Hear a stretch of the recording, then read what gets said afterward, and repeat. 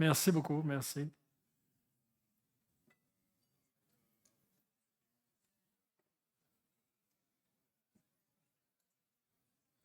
Vas-y, Jean-Robert. On commence? Ouais, vas-y, commence. OK, bonjour tout le monde. Bonjour. Comme disait Yann, j'ai été présenté pour l'autre présentation d'avant, donc pas besoin de représenter. Je vais vous parler aujourd'hui, cet avant-midi, de fiabilité, qu'on entend parler de tout bord, tous côtés. Donc, ce que je vais essayer de ramener ça au jeu de base. Qu'est-ce que ça veut dire? D'où ça vient? Parce que c'est un levier opérationnel clé de l'organisation. Quand on regarde la situation qu'on a, ben, c'est la fiabilité qui est souvent le chemin à privilégier.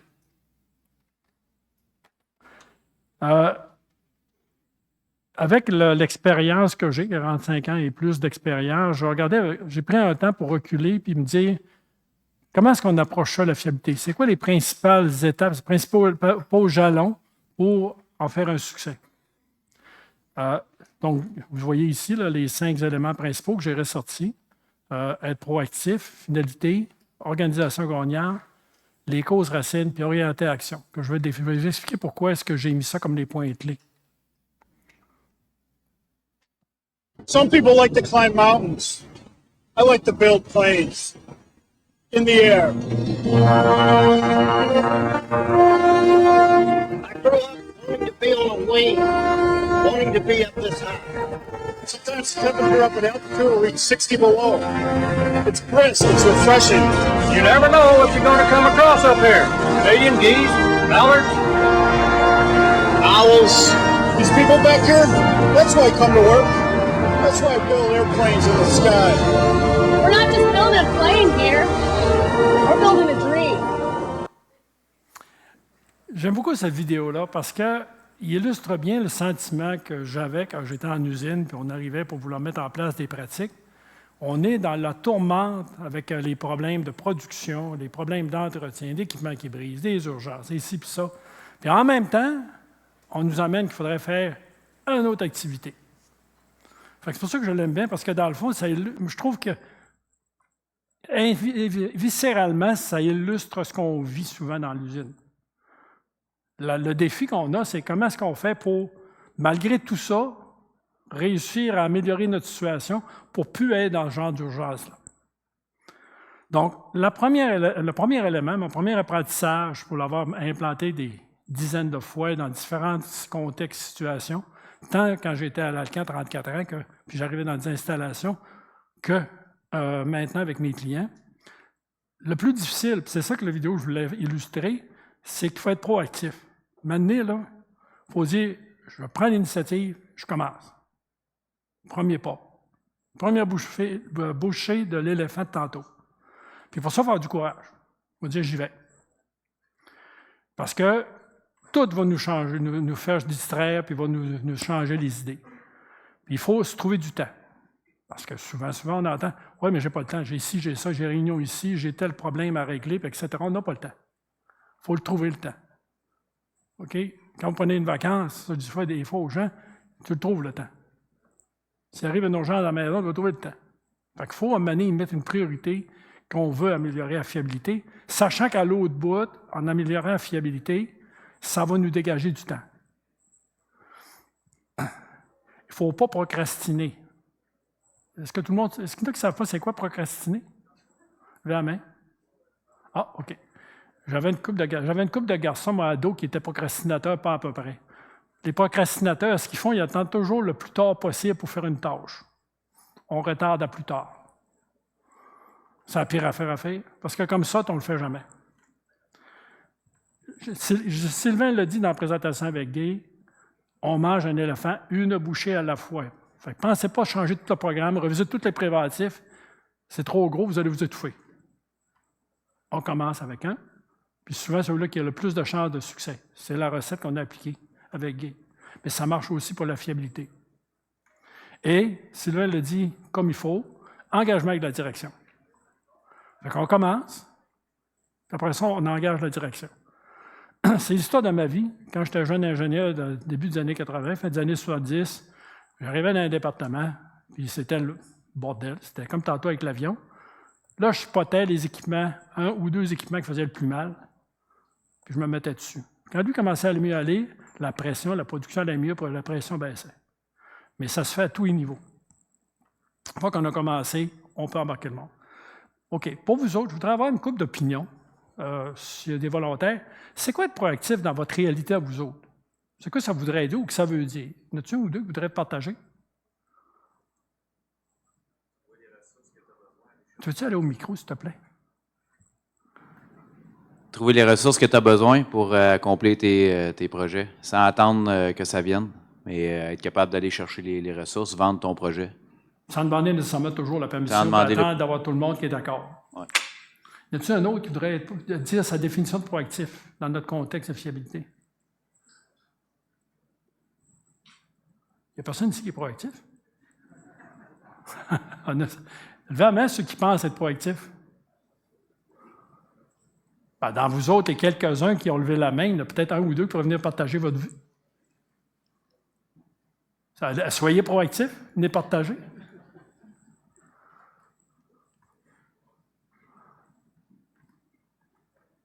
C'est être autonome, puis avoir de l'initiative, puis d'entreprendre, de mettre en place ce qu'on connaît, dans le fond. Avoir l'initiative, commencer. Un dernier, en avant-arrière, tu avais levé la main.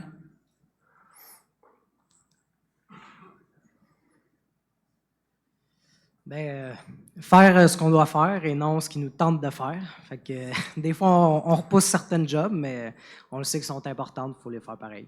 Mettre une importance particulière pour être sûr qu'elle se fasse, parce que sans ça, on va être noyé, puis finalement, on procrastine. Yes. Merveilleux, merci. Sylvain a parlé un matin, puis je vais le renforcer encore. Moi, j'ai connu des changements de direction, change de boss. Il part avec un autre mode, un autre région. Des compagnies achetées par un autre. On s'est fait acheter où j'étais une couple de fois.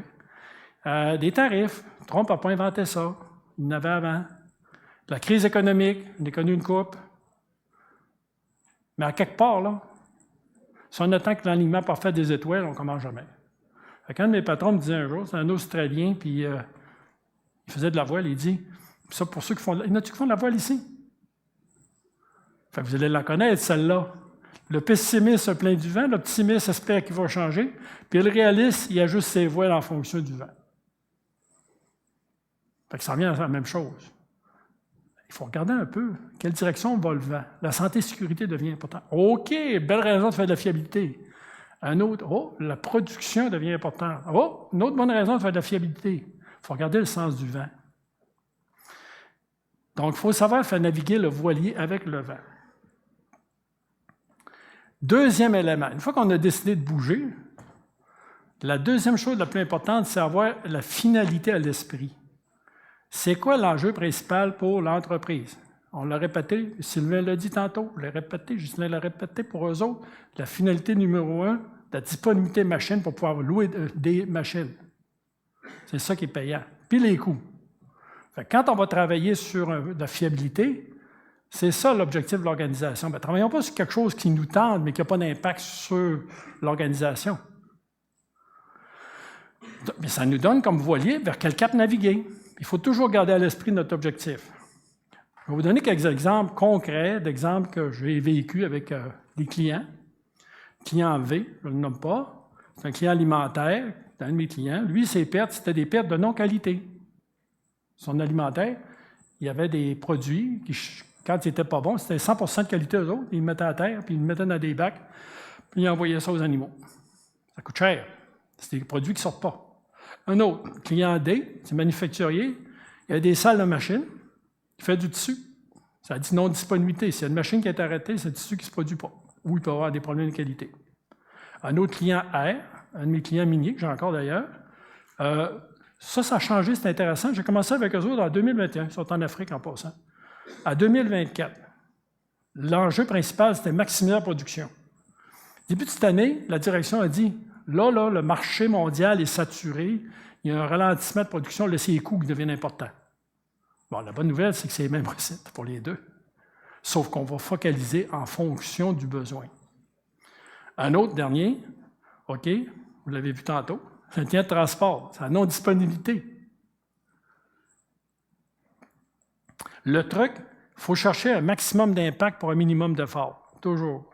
Puis ça nous permet de fédérer et d'engager. Puis après ça, il faut cibler des résultats réalistes et tangibles. Ghislain l'a dit tantôt. On pourrait se mettre des cibles comme ça, mais on va les mettre plus réalistes, puis les atteindre, puis après ça, monter tranquillement. Puis débuter avec un pilote. Moi, comme stratégiste, on a commencé avec Guy, tantôt, on parlait de Trois-Rivières. On va parler quel équipement, on nous a demandé pourquoi vous avez choisi tel équipement. On en prend un, on sait qu'il y en a 60 dessins, on sait qu'on va avoir du succès, puis après ça, on en prendra un autre, puis un autre. Commence pas. L'ironie là-dessus, ce qui est amusant, c'est que, pour moi, pas pour les clients, c'est que d'habitude, les directions, il y a une grosse douleur à quelque part, puis ils veulent tellement qu'on commence là.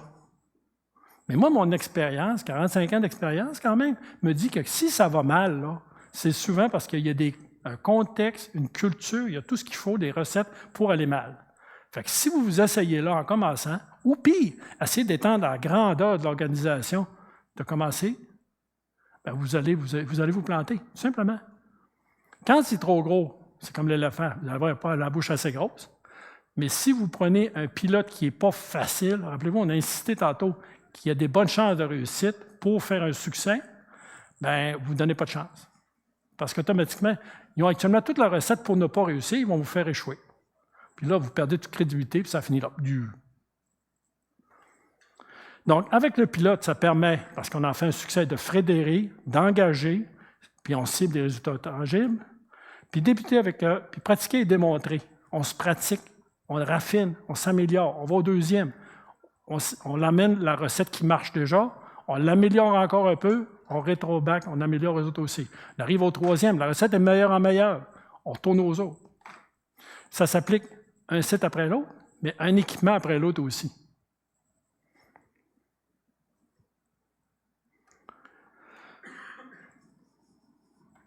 J'ai demandé, j'avais un client high-tech, je ne dirais pas, parce qu'il est très connu, okay, dans l'électronique. J'avais fait faire un petit survey pour le fun, avec la perception de la maintenance, comment les autres se voyaient. Je vous disais, c'est qui? Vous diriez, c'est pas possible qu'eux autres se voient comme des pompiers, qui mettent des plasteurs, puis sont mêlés, ils ont de la misère à parler entre eux autres. Il y a un problème de communication. Puis, le modèle du côté opération de cette manufacture-là, à haute technologie, il disait la maintenance de la qualité, là, ils sont comme pris en sandwich. On lui demande de s'adapter rapidement. Quelque chose qui brille, il faut réparer tout de suite. Puis on lui demande d'avoir des coûts optimisés. Il parlait de Dollarama. Puis, vous voyez, expérience, il y a inexpérience qui est effacée. Eux autres, ce qu'ils souhaiteraient, là, c'est... Ils aimeraient ça avoir de l'expérience plus. En résumé, la maintenance cherche à être réactive dans ce site-là, sur le court terme, mais n'est pas partie des objectifs de l'organisation. Autrement dit, la maintenance essaie d'être bonne en travaillant fort, de plus en plus fort, puis de plus en plus vite, mais les opérations disent oui, mais ils travaillent fort, mais on n'a pas de résultat plus.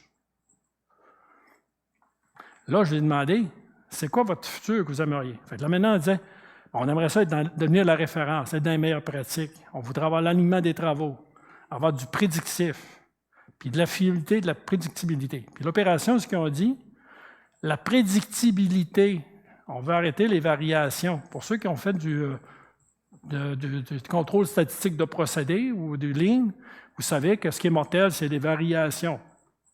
Ce n'est pas un gros arrêt de 2 jours, c'est le fait que vous arrêtez. Puis vous repartez, vous arrêtez, vous repartez. Avoir de la haute technologie, iPhone, dernier venu, réduction des pannes, c'est ça qui voulait l'opération. Les trois, ça c'est une citation que j'adore, c'est Colin McClellan, qui est directeur général d'une raffinerie il y a quelques années, à Grangemont en Europe, après plus de 10 millions d'heures sans accident, ça veut dire que c'est 1000 personnes qui n'ont pas d'accident pendant 5 ans. Ça vous donne un peu une idée là, de... Il est bon. Les trois sont indivisibles. Une exploitation fiable et sécuritaire est produite de façon optimale. Autrement dit, je parlais des fois des salles en santé et sécurité, puis l'erreur que je lui disais, vous avez un angle mort, vous pensez juste les processus de santé et sécurité. Si on ne travaille pas à fiabilité en même temps, là, vous allez pogner un plateau, c'est ce qui arrive. Puis quand je parle aux gens de production, Vous avez tout ça de beaux processus, puis de contrôle de procédés, puis tout. Si on ne travaille pas à fiabilité en même temps, là, vous n'irez pas loin. Vous allez pogner un plateau. Même chose. Les trois doivent travailler. En tant qu'ancien gestionnaire moi-même d'opération, DG entre autres, je l'apprends à mes dépens. Puis quand j'ai compris ça, après ça allait super bien. Je travaillais les trois en même temps.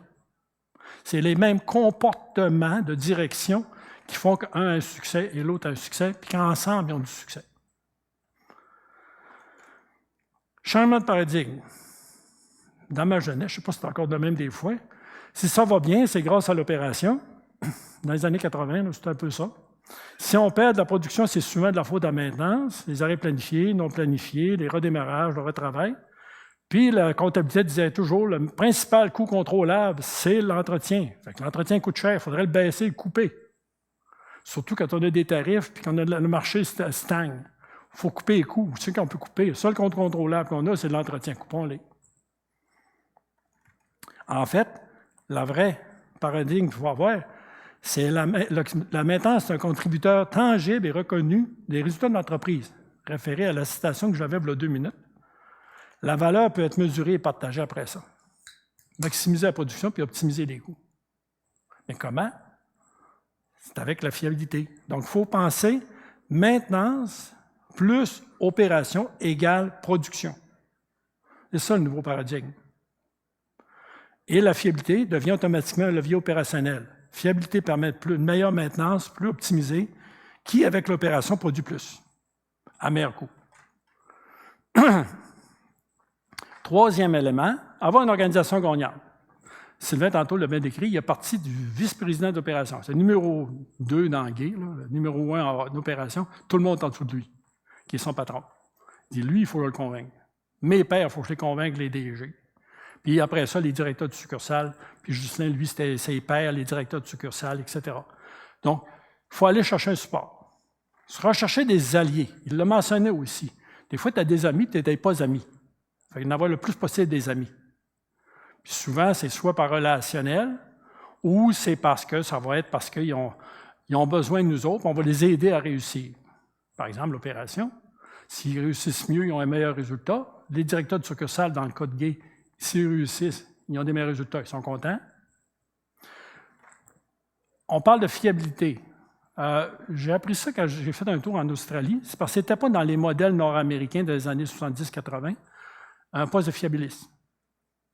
Puis un fiabiliste, là, écoutez-moi bien, il faut que ce soit quelqu'un de senior, qui est crédible dans l'organisation, puis qui a une bonne méthode d'analyse. Ce n'est pas le super technicien nécessairement. Ce n'est pas nécessairement l'ingénieur junior qui sort de l'université. Souvent pas. Il faut avoir de l'expérience, il faut avoir une tête à ça. Puis, il faut avoir un talent d'investigateur. OK? Il y a 2 sortes d'investigateurs. OK? Il y a les intuitifs puis il y a les rationnels. Bon. Les rationnels, c'est des gens systématiques. Ils vont faire par élimination puis ils vont trouver le problème. Y en a-t-il ici qui se considèrent des fiabilistes rationnels? Levez la main, s'il vous plaît. Rationnel. Rigoureux, étape par étape. Il y a une deuxième sorte de fiabiliste qui réussit, les intuitifs. J'en suis un. Je n'ai pas d'air de ça, mais j'en suis un. Quand j'étais jeune ingénieur, j'en ai trouvé des tonnes de problèmes. J'appelais ça coucher à côté de l'équipement. Il y avait des équipements qui allaient mal, j'allais à côté, puis je le regardais fonctionner, puis je me mettais à sa place, j'essayais d'imaginer comment ça se passait. Je regardais l'historique d'équipement, je regardais les dossiers, etc. D'un coup, il y a quoi qui cliquait. Ah, ça, c'est bizarre. Ça ne marche pas. Est-ce qu'il y a du monde ici qui aime ça écouter les films de police, genre NCIS, les films d'investigation? Levez la main. Avez-vous remarqué qu'ils ont un point commun?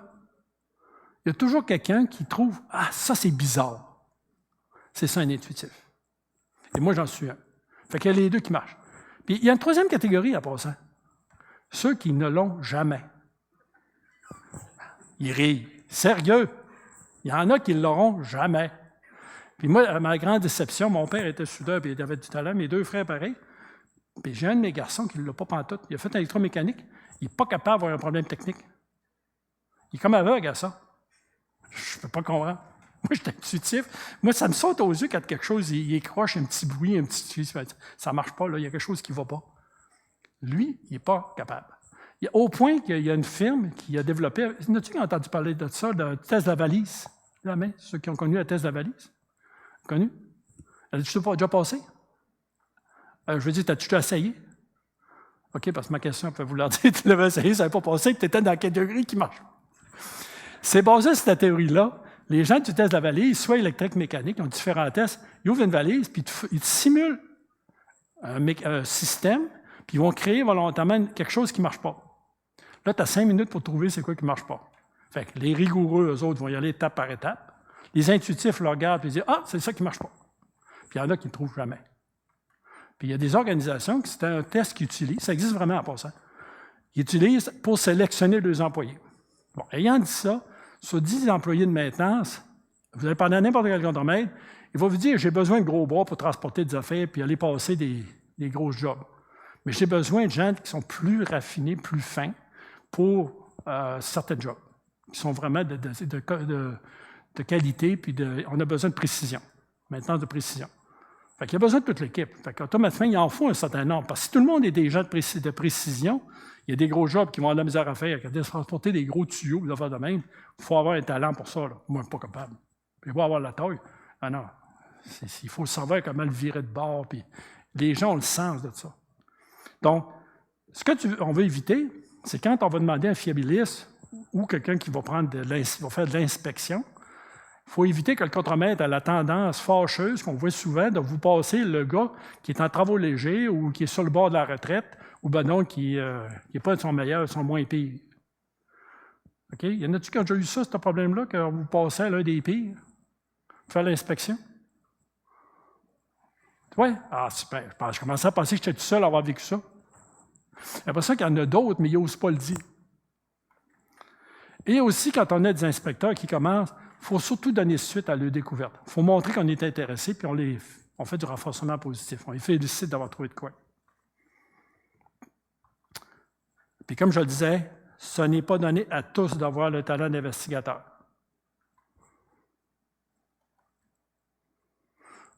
Question. Encore, je voudrais avoir des volontaires. Tantôt, c'est pas fort. Je trouve que vous n'êtes pas une classe dynamique. Yvon Deschamps, je serais déçu. C'est quoi un fiabiliste? Puis surtout, qu'est-ce que c'est pas? Y en a-t-il qui peuvent s'essayer pour des réponses? Allez au micro, s'il vous plaît. Il y en a un là, on me dit qu'il va y aller. Alors voyons, il n'est pas gêné, là. Allez. Un autre? Oui, s'il vous plaît. C'est pas juste le gars qui fait de la lube. Fiabiliste fait pas juste du graissage. Tu fais pas juste des messages? Du graissage. Ah, du graissage. OK, mais ça fait quoi d'abord? Ça fait de l'entretien préventif, de l'inspection auditive, puis de la détection avec les instruments à disposition. Bravo. Merci. Quelqu'un d'autre? Merci. Ça analyse les données aussi recueillies sur les différents équipements, c'est de prévenir les bris, justement. Stratégies de fiabilité aussi peuvent être adaptées en fonction des datas ramassées. C'est intéressant parce que ça complète l'autre réponse. L'autre réponse disait, lui, plus terre à terre, c'est pas quelqu'un qui fait pas juste le graissage, qui fait du préventif, c'était l'employé qui fait l'inspection. Toi, tu réponds, c'est le fiabiliste qui fait les analyses de données, etc. Oui? On va travailler avec des technologies de détection aussi, de l'instrumentation, capteurs de vibration, analyse d'huile, ultrasons. Qui emmène ça s'il n'y en a pas, puis il va les pousser autant qu'il peut. C'est quelqu'un qui va être un dynamisme, qui va être un moteur là-dedans. Merci. Quelqu'un d'autre? Oui? Ça comprend, ça analyse les indicateurs de maintenance et d'exploitation. Ça croise les données au fond, puis ça essaie de tirer des conclusions par rapport à soit la performance en maintenance ou le lien avec les opérations. Merci beaucoup. Un dernier?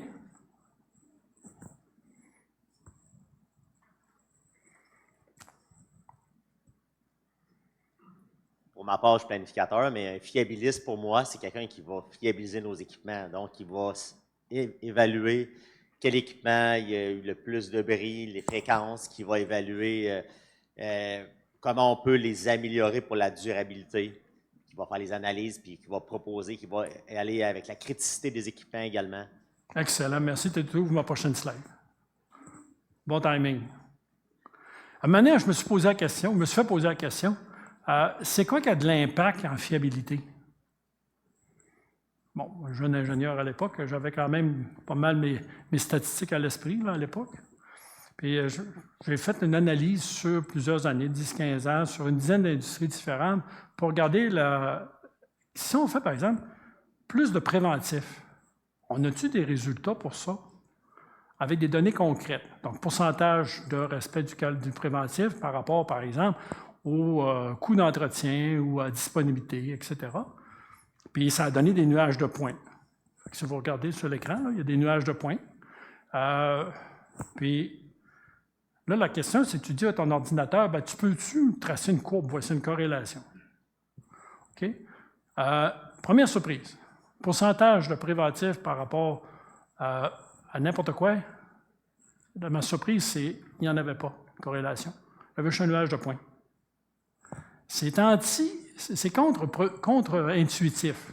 Tu dis, plus je fais du préventif, tout le monde dit ça, plus on va être fier. Ben non, les résultats ne sont pas là. Il a fallu que je retourne pour voir pourquoi. Hein? N'as-tu un qui peut me dire pourquoi? Oui? Micro. L'important, c'est de réaliser nos correctifs après avoir fait nos inspections. Il faut avoir réalisé nos préventifs, oui, mais plus que ça, ce que j'ai découvert, c'est qu'il y en a une corrélation, mais pas avec le préventif, avec la quantité.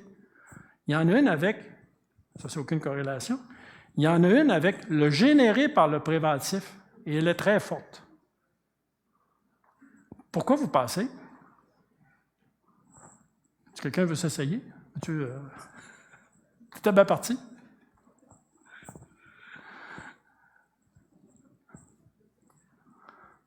Soyez pas gênés.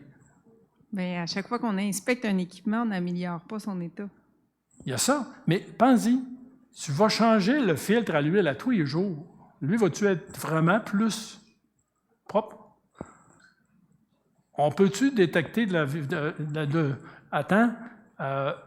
avec changer les wipers d'un auto? Je change tous les jours. Vous changez de quoi? Il y a bien des choses que tu as beau d'en faire 50 fois tant que tu veux, tu n'en auras pas plus de résultats. Fait quand même, fais beaucoup de préventifs, tu n'auras pas nécessairement beaucoup plus de résultats. Ce qui fait la différence, c'est le prédictif. Donc, la détection, que ce soit durant un préventif ou un prédictif, maintenance conditionnelle, comme M. disait tantôt, qui nous permet d'anticiper un bris à l'avance. Là, il y a une grosse corrélation. Puis ce que j'ai trouvé, c'est que la mesure de condition donne à peu près 15 des résultats. Fait que quand on a la conditionnelle en place, donc on revise nos stratégies d'équipement, nos préventifs, pour le rendre de plus en plus prédictif, ça va aller chercher à peu près 15 des résultats, tant en disponibilité qu'en coût, etc. Puis, l'ingénierie de fiabilité, on va en chercher autant. C'est quoi pour vous autres l'ingénierie de fiabilité? Qu'est-ce que je veux dire là? Bon, y a-t-il des gens qui peuvent s'essayer? Ah, vous êtes gênés, c'est pas drôle. Oui. Ah, il se grattait. Non, quelqu'un? Sérieux? S'il vous plaît. Merci.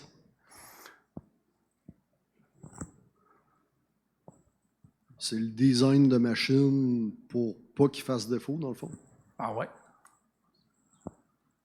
En fait, c'est justement faire l'analyse d'ingénierie par rapport souvent les défauts pour corriger justement pour que ça revienne. Absolument. Donc, les deux sont bons. On a une défaillance récurrente que j'appelle, ou chronique, puis on le règle. Ou, quand on le design, on évite d'avoir des défaillances.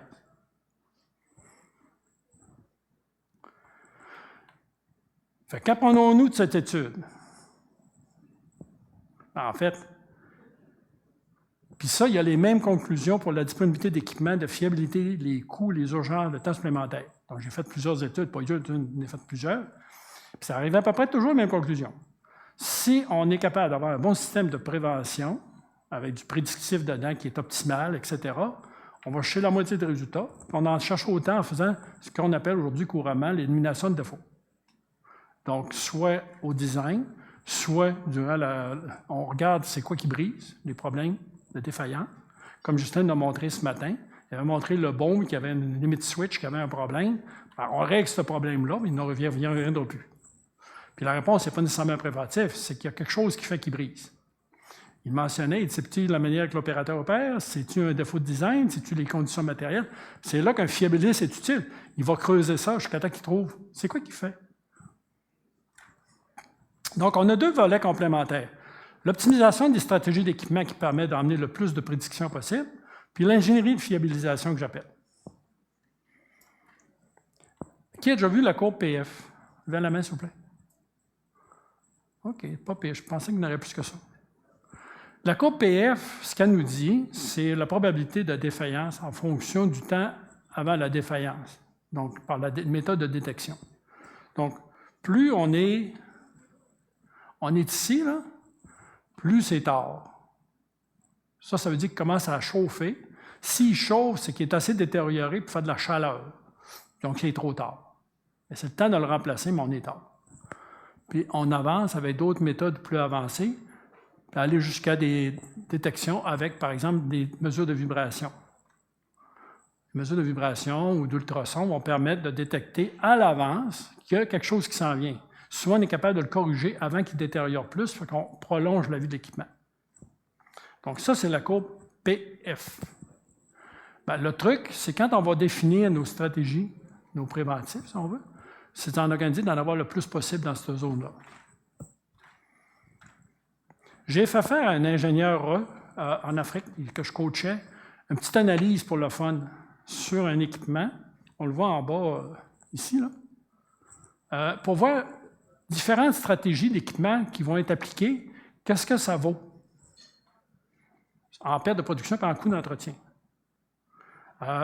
Si on prenait la méthode conditionnelle, le détecter très à l'avance, ça demandait un petit ajustement des courroies, il n'était pas endommagé encore, ça coûtait, mettons, 95 000 $. Traduction libre, c'est en rand là-bas. Si on attend un peu plus, bon, il va avec thermographie, thermovision, commence à avoir un peu de chaleur, bien là, c'est 63 000 de main-d'œuvre, 190 000 de matériel, parce qu'il est pas mal plus endommagé. Là, il faut changer la courroie, il faut changer la poulie, etc. Ça fait 253 000 au total. Puis si on attend que ça détasse, c'est 2,7 fois le coût. Ça, c'est un cas réel, là. Elle a comparé différentes situations. Puis si on reprend maintenant avec boum, ça arrête parce que c'est brisé, puis là, tout est fini. Il faut changer même des dommages conséquentiels qu'on appelle, comme on va changer des bearings, des choses qui n'étaient pas prévues au départ. On augmente à 6 000 fois le coût dans ce contexte-là. La conclusion, c'est, évidemment, plus on le prend de bonne heure, moins ça coûte cher. Si on attend que ça brise pour réparer, ça coûte cher. Un autre exemple, la même madame. Cela, c'est de l'ingénierie de fiabilisation. On analyse, puis dans l'usine, dans cette usine-là, il y avait un problème, c'est un VPC, c'est un convoyeur qui oscille avec, ici, il y a comme un excentrique qui permet de bouger. Le constat, on voit les photos en thermovision en bas. Température des moteurs est très élevée sur les deux, c'est CTV. Quelques vis du couvercle sont tombées et absentes. Il y a des marques d'impact à l'intérieur. La lubrification semble sortir du moteur, l'huile à la pisse, en bon québécois. Craque sur la plaque de scellement, puis ajustement de l'angle de force. J'ai demandé, vérifie donc ton excentrique, l'angle de force. Il y a de l'air correct sur 2, il y en a 3, sur 2 des 3. Puis les moteurs ont été rebobinés. OK? On creuse. Là, elle a fait un comité de travail avec opérateurs, gens de mécanique, mécaniciens, puis eux autres ont arrivé avec les idées. Souvent, quand on fait une résolution de problème comme ça, les gens ont vu le problème avant nous, puis ils se sont fait une idée. L'être humain est ainsi fait qu'il voit les conséquences, puis il va essayer de se trouver des moyens d'empêcher que ça arrive. Fait qu'il arrive avec toutes sortes de bonnes idées. Mais remarquez bien ce que j'ai dit. Il travaille sur les conséquences. Donc, les idées qui arrivent, grossir le moteur. Je suis certain qu'ici, il y en a quelques-uns qui ont déjà eu ça. Le problème ne marche pas, on grossit le moteur. Grossir les boulons de couvercle du moteur. Bien, peut-être. Il faut les grossir. Puis là, je suis sérieux, c'est vraiment ce qui était sorti de l'enquête. Changer tout le système, il n'y a rien qui marche là-dedans. Puis c'est pas en bonne huile. La madame en question, bonne ingénieure fiabiliste, elle a creusé. Elle, c'est une investigatrice. Elle creuse. À causer, savez-vous c'était quoi finalement qu'elle a trouvé? 2 ans plus tôt, il y avait changé de fournisseur pour le rebobinage de moteur. Puis à un moment donné, quand ça reculait dans le temps, ça commençait à une date bien précise, les problèmes. Là, elle est allée voir le changement. Quand ils ont rebobiné un moteur à un moment donné de cette série-là, on imagine que la personne qui l'a fait n'a pas trouvé le bon bearing. Fait qu'il a mis 2 bearings flottants. Il y en a-t-il ici qui savent que ça va faire 2 bearings flottants sur un moteur? Levez la main. Ça fait boum, boum, boum, boum, boum. Il n'y a rien qui le retient. Il y a le champ magnétique qui va le promener. Fait que quand tu as trouvé ça, ben là, puis quand il rebobinait les autres moteurs par la suite, il refaisaient comme le premier parce que c'était rendu le modèle. Fait que, vous voyez la série? Mais comme le moteur vous laisse débâtir, lui, à toutes les fois qu'il partait, boum, pas en avant, toutes les fois qu'il arrêtait, il repartait de l'autre bord. Il n'était pas mal bloqué, fait qu'il se promenait tout le temps dans son casing. Ça donnait les conséquences qu'on a vues tantôt.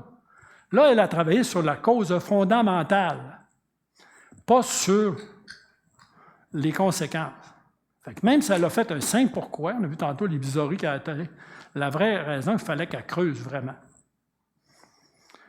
Donc, il ne faut pas se focaliser sur les conséquences. J'ai toujours dit, quand on focalise sur les conséquences, on se ramasse avec 2 problèmes où on en avait un avant. Parce qu'on n'a pas réglé le premier, mais souvent on en génère un deuxième. Imaginez si ça avait grossi le moteur. Puis investiguer les causes racines qu'on appelle. Optimisation des stratégies, ça permet de réduction quand on fait un ménage, j'appelle ça des stratégies d'équipement actuel, des préventifs, ça permet une réduction du nombre d'activités d'à peu près, avec du pouce, je calcule à peu près 30 %, mais on en rajoute des nouvelles à peu près 10 %. C'est la règle du pouce quand on fait du ménage. Puis on réduit les pertes de production, qualité légale. Les urgences permettent de plus de travail planifié. Ça permet de faire évoluer la culture vers une maintenance plus conditionnelle. L'ingénierie de fiabilisation, voyons, je fais le parallèle, permet de réduire, je n'avais parlé tantôt, les coûts de matériaux, les pertes de production et qualité. Puis ça permet d'avoir plus de travail planifié aussi, parce qu'on brise moins, on a moins d'urgence, on planifie plus. On peut bénéficier des bénéfices. Dernière action, orienter action. Par exemple, quand on revise les stratégies d'équipement, les préventifs, on va finir avec des fiches d'inspection. Justin en a montré une tantôt, des fiches de travail. Ça permet de. Mais après ça, il faut les valider, il faut les tester. Le cas classique, c'est qu'on a une fiche. Puis là, je veux dire à l'ingénieur fiabiliste ou au technicien, va la faire avec l'employé qui va avoir à la faire. 1, pour lui montrer. 2, pour avoir le feedback. C'est pas rare, comme maintenant, on avait vu dans la salle, ce qu'on a fait de l'exercice, on a été sur le plancher, mais pas tant que ça. Ah, bien, il y avait un tuyau ou quelque chose qui nous empêche d'aller vérifier la patente qu'on avait dit de vérifier. Fait que si on ne l'essaye pas, on envoie la fiche à l'employé de métier qui reçoit ça, il dit encore les clowns. Il y en a encore nous en dire une. Elle est technique. Fait qu'il faut se valider. Fiche d'inspection, OK, une type. Donc, optimisation des stratégies d'équipement. Si on valide des hypothèses maintenant pour, ça c'est un cas d'élimination de défauts, c'est une autre usine que je coachais, un fiabiliste. Lui, l'hypothèse, c'est que le dépoussiéreur ne marchait pas bien. Fait qu'au début, les gens parlaient que c'était les manchons à l'intérieur qui étaient usés, ils n'étaient pas bons, changer de matériel, on a tout vécu ça. Là, maintenant, ils ont pensé que c'était peut-être l'air qui rentrait dans les pulses, pour faire les pulses, qui n'étaient pas bonnes. Fait qu'il a dit, on va le tester. Fait qu'au lieu de prendre le système actuel, je vais me louer un compresseur avec assècheur, à vis avec assècheur, on va l'envoyer. Ça marchait très bien. Là, c'est aperçu que c'était parce qu'il était bien séché. C'est un pays en Afrique qui avait beaucoup d'humidité. Donc, le truc, c'est d'essayer. On pense avoir trouvé la solution. Des fois, c'est évident, comme les bearings de tantôt, mais des fois, ça ne l'est pas. Il faut l'essayer pour être sûr que c'est vraiment ça. Donc, valider, tester les hypothèses. Après ça, il faut les programmer dans le GMRO, quoi qu'on fasse. Accompagner la mise en service, je le disais tantôt. S'assurer de la réalisation tout au long. Tu mets beau mettre des fiches d'inspection dans le GMRO. Après ça, il faut être sûr que c'est mis dans la planification, c'est réalisé, puis qu'on prend action. Donc, il faut suivre le processus un bout pour voir si ça marche, puis de temps en temps, voir avec les indicateurs si on a des résultats. Tout au long et après, donc plus tard. Il faut communiquer à 360 degrés. Donc, on a des nouvelles fiches, Puis voici l'impact qu'on a eu, ça a marché, on a amélioré la fiabilité sur tel équipement. 360, ça veut dire en haut, la direction, autant que les pairs, l'opération, la maintenance, que dans le cas des techniques, les employés. Il faut dire que ça a marché. Et la valeur, ceux qui sont mes clients savent, ils me trouvent tannant, la valeur, valorisons ce qu'on a fait, ça vaut quoi? En résumé, mettre en place un programme de fiabilisation, bien, il y a 5 grandes étapes. 1, il faut être proactif, il faut vouloir. Avoir à l'esprit pourquoi on fait ça, pour tirer dans la bonne direction. Ne travaille pas sur ce qui a moins d'impact sur l'organisation. Avoir une organisation qu'on génère, puis que finalement, on engage avec plus en plus de succès. Les gens sont de plus en plus enthousiastes. Focus sur les causes racines. Puis finalement, orienter sur l'action. En conclusion, par expérience personnelle, je vous rappelle, j'ai été jeune ingénieur moi-même, technicien, puis j'ai fait de la fiabilisation une bonne partie de ma vie, entre autres. La participation de la fiabilité aux objectifs de l'organisation en fait un levier opérationnel clé et reconnu de l'organisation. Quand on a commencé à avoir une usine qui est fiable, ça se calme. Maintenant, il n'y a plus les pertes de production inopinées. Là. On vient reconnu. Puis c'est là qu'à un moment donné, aussi, la vie devient plus vivable. On n'a plus besoin d'être dans les urgences. Je vous remercie. Avez-vous des questions?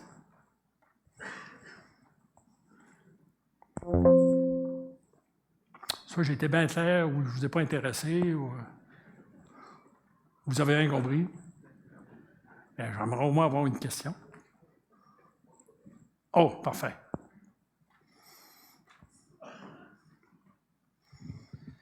Donc, merci pour la présentation. Moi, je voudrais savoir comment ou qu'est-ce qu'il faut pour que les gens vont se fédérer. Vous avez parlé dans une des slides sur la fiabilité à l'esprit. Qu'est-ce qu'il faut pour ramener ces gens-là à penser plus fiabilité? On a, comme dans notre cas par exemple, on essaye de mettre ça en place. On a des usines qui travaillent depuis 10-15 ans de la même façon, puis on veut changer leur manière de faire. Okay. Qu'est-ce qu'il faut? Quand on parlait des gens, à qui vous pensez? La direction, les employés, non, la les direction, techniques? c'est plus le cadre opérationnel. Les opérations? Ouais. Ah, ça, c'est le plus fun. Cadre opérationnel, ça comprend la maintenance. C'est les plus le fun. Première chose, il fallait les voir. Vous demander, c'est quoi qui vous fait mal? Là, ils sont le fun de nous dire, hey, tel équipement, là, il est tout le temps brisé, telle affaire, regarde ça. Puis, celui-là que nous autres, qui est souvent un angle mort pour la maintenance, je l'ai mentionné tantôt, c'est les variations. J'ai vécu dans une usine chimique à très haute efficacité, une usine de l'alumine pur, là, à très haut pourcentage. L'opération, quand je lui demandais, il disait, quand tu m'arrêtes, là, 2 minutes, ça me fait aussi mal que si tu m'arrêtes 2 jours. Là, pourquoi? Ben, il dit, quand tu m'arrêtes 2 minutes, je perds ma recette. Là, le temps que je me remette sur ma recette, je viens de perdre à peu près ça, une journée ou 2. Tu les écoutes, puis dis, dans le cas de Gay, tantôt on l'a mentionné, tu allez voir les participants, c'est quoi qui est votre problème? Eux autres, ils disent, oui, mais on envoie les équipements quand la maintenance nous avertit à la dernière minute. Sylvain l'a mentionné, il nous avertit à la dernière minute. On l'envoie là, puis on ne sait plus quand est-ce qu'il va revenir. J'ai vécu ça aussi au port de Montréal. Les opérations me disaient, on envoie nos transporteurs de containers, ils arrivent là, ils l'ouvrent, ils découvrent des affaires, puis là, ils ne reviennent plus. La première étape pour engager les gens d'opération, c'est une très, très, très, très, très bonne question. Il faut commencer par les voir et lui demander, c'est quoi qui vous engage? C'est quoi qui est votre irritant principal? Puis on commence par là. Puis là, il y a différents outils. Tantôt, on a parlé de fiabilisation, mais aussi la planification qui peut rentrer en ligne de compte. Fait qu'il faut penser, le danger, je l'ai mentionné en commençant, on a un marteau et on voit des trous partout. On parlait que quelqu'un fait de la maintenance conditionnelle, il voit de la maintenance conditionnelle partout. Okay? Mais la vraie manière, c'est qu'il faut avoir un coffre d'outils. On regarde c'est quoi la direction, donc l'opération ou la haute direction, souvent c'est les mêmes enjeux. Puis on regarde c'est quel outil qui va faire le mieux pour les aider à atteindre leurs objectifs. J'ai tout le temps dit que le meilleur moyen d'avoir du succès, tu regardes le patron, tu te demandes c'est quoi qui va faire qu'il va avoir une bonne évaluation cette année. Puis tu essaies de l'aider à avoir des bons résultats. Puis bien souvent, ça passe par la fiabilité. Puis là, quel équipement? Ils vont te le dire. Y a-t-il un autre qui aurait des questions? Ça répond-tu à la question? Une autre question? Oui? Je vais peut-être être hors sujet, là, mais moi, je suis plus dans sélectionner des nouveaux équipements. OK, parfait. Comment je fais pour sélectionner un équipement qui va m'amener le moins de maintenance ou qui va faire en sorte que je vais être plus efficace dans le OK. temps? Avec ce que j'ai dit tantôt, c'est quoi que vous donneriez comme réponse?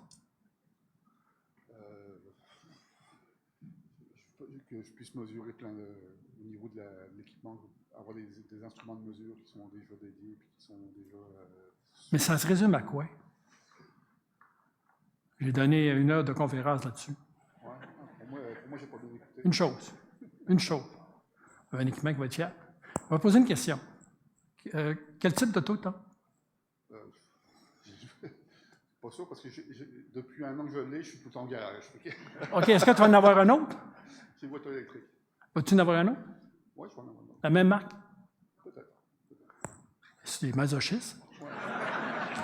Non, mais le fait est, c'est que j'ai déjà eu des très bonnes voitures de cette même marque-là. Donc, moi, je veux dire, ce que je cherche un auto, on va s'entendre là-dessus, c'est pas tellement le wow. Ce que je cherche, c'est un auto que je ne retourne pas au garage. Quand j'étais jeune, j'ai déjà été jeune, les autos, nous autres, dans les années 70, on les achetait, puis on disait qu'il y avait... il était biodégradable. Parce que la joke, c'est qu'on envoyait notre métal avec du calcium dedans au Japon, à l'époque. Eux autres, ils le refondaient, puis ils nous le renvoyaient, mais il y avait du calcium dedans. Fait que tu avais juste à attendre, même s'il est dans le cours, il va rouiller. Blague à part, ça arrivait de même. Donc, avec le temps, ça a évolué, ça. On est venu, on a voulu avoir... Ce qu'on voulait avoir, c'est une bonne garantie. Surtout si l'auto avait été faite un vendredi après-midi, la porte fait mal, il fallait retourner le faire réparer. Fait qu'on avait besoin d'une bonne garantie. Avec ça, ça a évolué. Bien là, le monde s'est habitué à avoir des autos de plus en plus fiables. Aujourd'hui, c'est pas rare d'avoir des concessionnaires, des autos qui disent on a des garanties, nous autres, sur 400 000 km, sur tout ce qui est dans l'huile qui roule. Quand on y pense, là, c'est qu'ils ne pensent pas le réparer entre-temps, parce qu'ils ne se vendraient pas de ça. Fait qu'ils sont organisés pour avoir ces fiabilités-là. Aujourd'hui, quand tu achètes un auto, je vais rester, moi, je suis encore avec du gaz. Ce que tu veux, c'est juste mettre du gaz dedans, puis j'envoie le préventif, j'envoie faire ses inspections. Puis en dehors de ça, je ne veux pas que ça arrête. Mais ça n'a pas toujours été de même. Dans les années 70, c'était pas ça. Fait qu'aujourd'hui, moi, si j'avais un avis à donner pour acheter des véhicules, la question à poser, c'est, il va-t-il être fiable après? C'est-tu facilement réparable? On est capable d'avoir, Justine de parler, on est capable d'avoir des pièces. Si vous avez partout dans votre magasin dans le monde, il n'y en a pas. On a envie de problème, ça brise. Je le penserais en fonction de rendre ça fiable et disponible.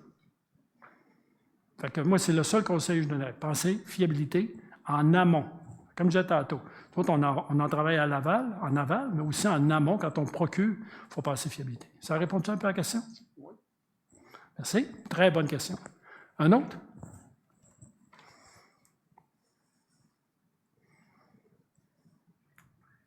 Juste pour répondre à la question du monsieur précédent, j'ai été dans ce domaine-là pendant une quinzaine d'années, puis ce qu'on faisait, nous autres, c'est que quand on approchait différents fournisseurs, on demandait à avoir des clients qui avaient l'équipement d'installer depuis des années. Puis là, on allait voir ça avait été quoi l'implantation, ça avait été quoi la maintenance qu'il y avait eu à faire là-dessus. Puis idéalement, on n'allait pas voir l'installation de 6 mois, là. On voyait quelque chose qui avait 10 ans, puis on voyait l'état de l'équipement, on voyait... On parlait avec le client directement, puis les opérateurs. Puis ça nous donnait un bon feedback pour savoir si on s'apprêtait à acheter la machine qui allait être notre prochain pain ou la machine qui allait être notre succès. Merci de me le rappeler. Puis je me rappelle quand nous autres, on faisait la même chose. Mais c'est parce qu'il y en a qui vont te vendre une fiabilité que tu ne l'as pas vue, fait qu'ils peuvent te mettre les chiffres qu'ils veulent. Le rappel, merci, c'est de dire OK, maintenant, vous dites ça, donne-moi des clients qui l'ont utilisé pendant un bout de temps, puis que je pourrais aller voir moi-même, puis lui poser des questions sur les problèmes qu'ils ont, ou non. Puis là, à ce moment-là, si ça te rassure. Puis il y a des fournisseurs, je me souviens, qu'on lui demandait ça, puis c'était assez pour qu'ils discardent. Il dit non, on n'est pas capable de vous en avoir. Ça veut dire qu'il avait essayé de gonfler les chiffres, de nous montrer des chiffres meilleurs qui étaient là, en fiabilité. Un autre commentaire? Question?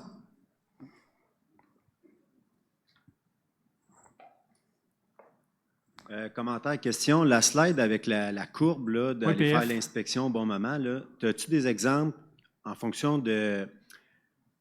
Tu sais, l'usine qui opère, là, ça, mettons, a fait de l'argent comme de l'eau durant une période X, puis tu ne veux pas intervenir au moment que tu étais dans le vert, mais que tu préfères aller jusqu'à la fin parce que c'est vraiment rentable en ce moment. As-tu des exemples que ça vaut la peine d'y aller dans le vert, mais d'autres moments que ça vaut la peine d'attendre, de dégrader plus parce que tu fais vraiment du profit à ce moment-là?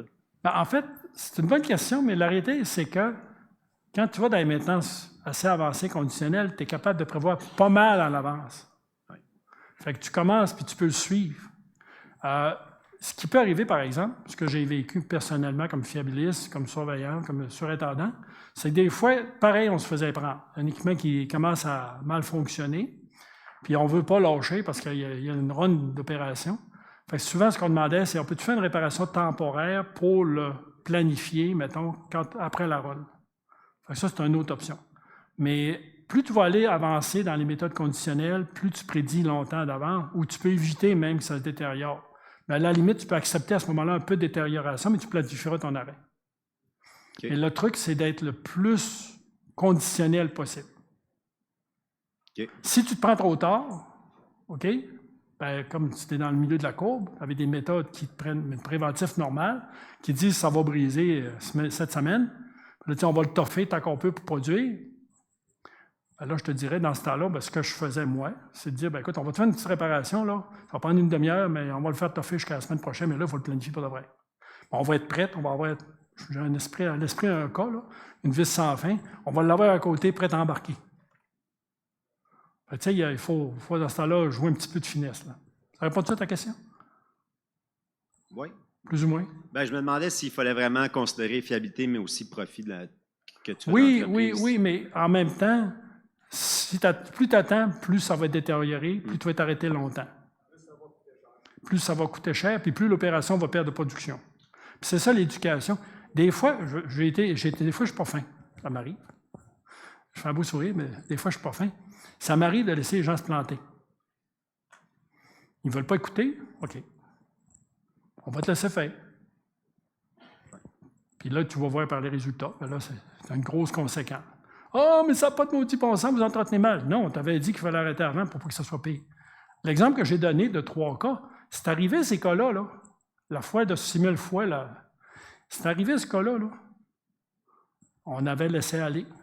Tu as bien vu que si tu comparais quand on le prenait à temps puis l'autre, tu avais sauvé peut-être un petit peu de production, mais ça te coûtait un bras en production et en coût. Parce que rappelons-nous, si tu parles à un gars de production, d'habitude, tu parles d'abord en production qui paye. C'est ça souvent qui est l'éducation à avoir. La perte que tu as là, est-tu plus grande? C'est ça tu disais, optimiser. Puis si tu attends, elle va être encore plus grande, ta tête va être encore plus grande. Fait qu'à un moment donné, il y a comme un sweet spot, là, que si tu attends trop, là, tu vas perdre tellement que ce n'est pas avantageux. Là. Tu viens de sauver peut-être 10 tonnes, mais tu vas en perdre 100. Oui, bon point. Merci. Mais ça se continue. Regarde, l'exemple que j'avais, c'était un exemple exactement comme ça. On l'a laissé aller, puis... Le gars de production qui a vu ça après, la grosse perte qu'il a eue quand il a laissé aller, il ne veut plus aller là. Il l'a vu. Là. Parce qu'il y a des symptômes, ça existe encore un peu partout. Des fois, c'est une stratégie de gestion. On le laisse aller, on le laisse se planter. Puis après ça, tu y montes. Versus. Il faut avoir des bons nerfs. Il faut avoir des bons nerfs, par exemple. Ouais. Parce qu'il y a de la pression. C'est toujours de notre faute. Il faut se rappeler de ça. Y a quelqu'un d'autre qui aurait un commentaire ou une question? Bon, ben, vu que je suis la seule chose qui tient entre vous autres et le dîner, je pense qu'on va arrêter là. Je vous remercie beaucoup pour votre attention.